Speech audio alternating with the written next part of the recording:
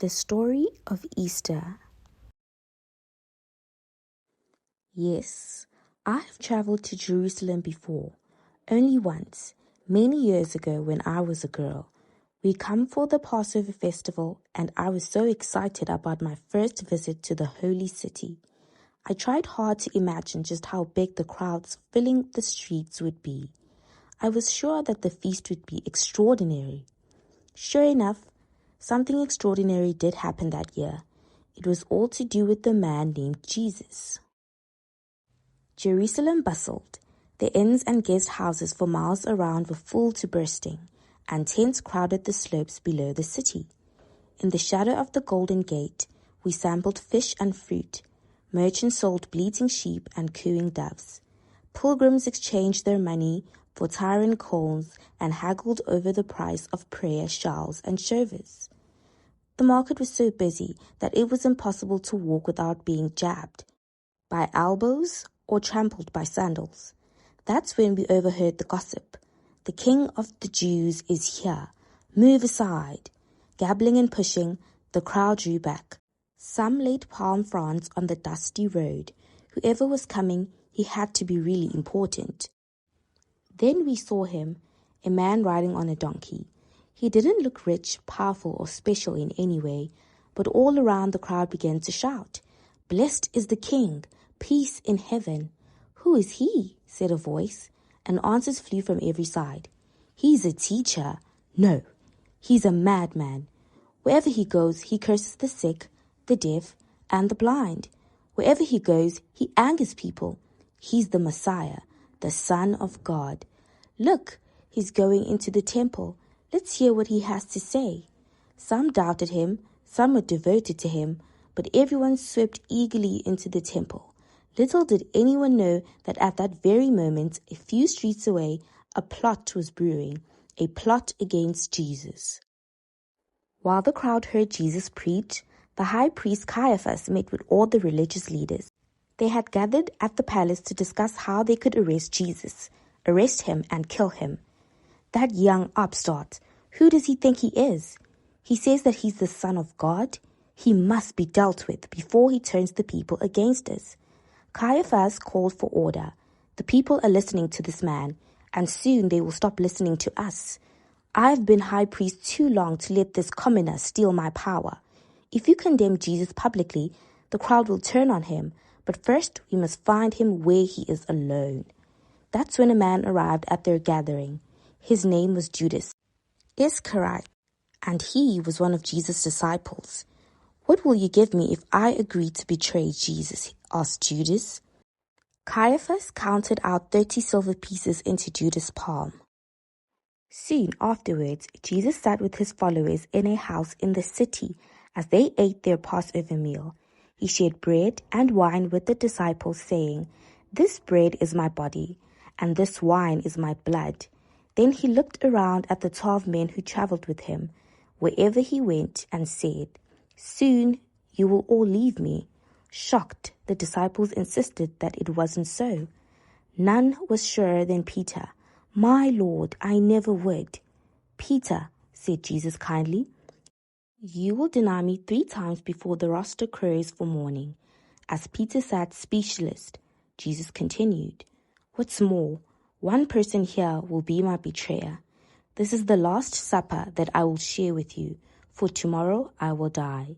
The disciples fell silent. Then Jesus said, "But after that I shall rise and go north to Galilee. Meet me there." Just imagine the looks on the disciples' faces then.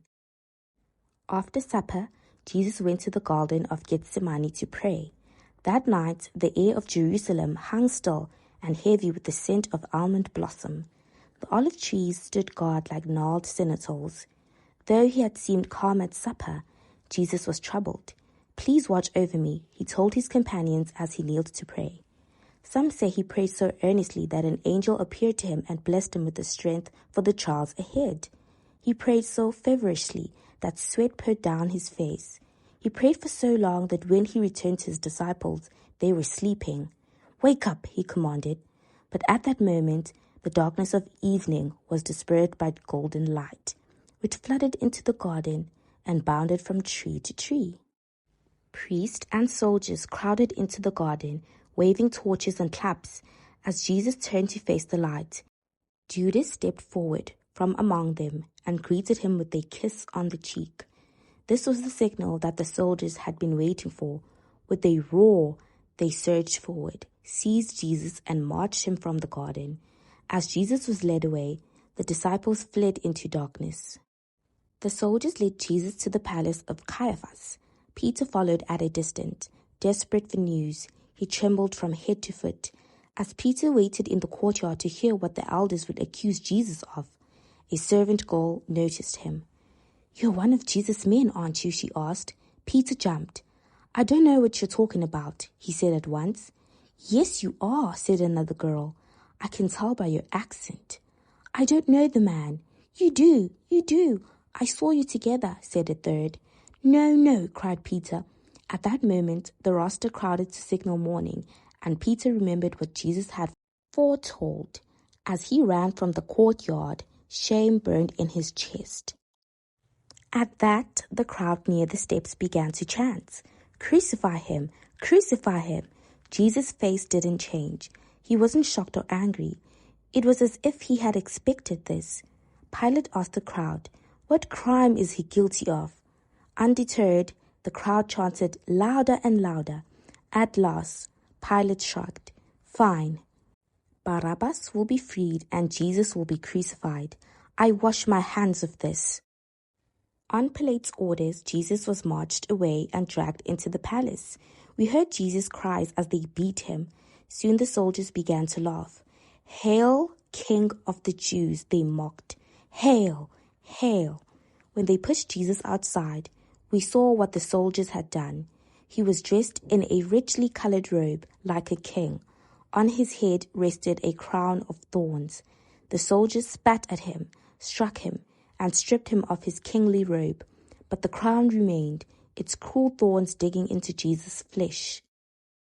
So Jesus was led to Golgotha, the place of the skull. Some say he carried his own cross, and others say the soldiers made a man called Simon of Crane carry it most of the way. Jesus was one of 3 to be crucified that day. Everyone watched as the soldiers offered him bitter wine, and as he refused it, everyone held their breath as the soldiers divided up Jesus' clothes. Then the soldiers nailed Jesus to the cross by his hands and feet and hoisted him aloft. Above him hung a sign, "This is Jesus, King of Jews." We waited. At noon, the sky turned black, and still we waited. At 3, Jesus cried out with a sound that seemed to shatter the sky. The earth shook. Quaking, the centurion who guarded Jesus cried out, "Surely he was the Son of God." A rich man named Joseph of Arimathea asked the governor for Jesus' body. With Pilate's permission, he wrapped Jesus in linen cloth and carried him away. Joseph had a tomb close by. Hewn from rock, he placed Jesus inside. Nearby stood the women who followed Jesus. Among them was Mary Magdalene, who had traveled with Jesus throughout Galilee ever since Jesus had healed her. The woman watched somberly as Joseph's servant rolled a huge stone across the entrance of the tomb. Jesus had been betrayed and denied, and now he lay in a tomb. But that wasn't the end of the story.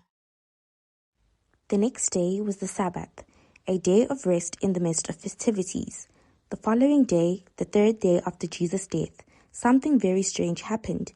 That morning, as the sun rose, Mary Magdalene and other women returned to the tomb with their spices to anoint Jesus' body. The crunching of their feet broke with the stillness of the morning, and the air was breathed with scent of blossom. As they entered the garden, a sight greeted the women that made them stop in their tracks. The stone covering the tomb's entrance had been rolled away. Nervously, the women stepped closer. Inside the tomb, they saw an angel with a face like lightning and robes as white as snow. "Don't be afraid," said the angel. "Jesus is not here. He has risen, as he said he would." The women rushed from the tomb, full of joy, to tell the disciples what they had seen, and from there the news spread all over Jerusalem. Some say that Jesus appeared to the woman right there in the garden. Some say that he met his disciples on the road to Emmaus, or on a mountain, or at feast in Galilee. They all say that what he prophesied was fulfilled, that after he was crucified, he rose from the dead. But all that was so many years ago now. What's that? Who do I think Jesus really was? I think it's a matter of faith.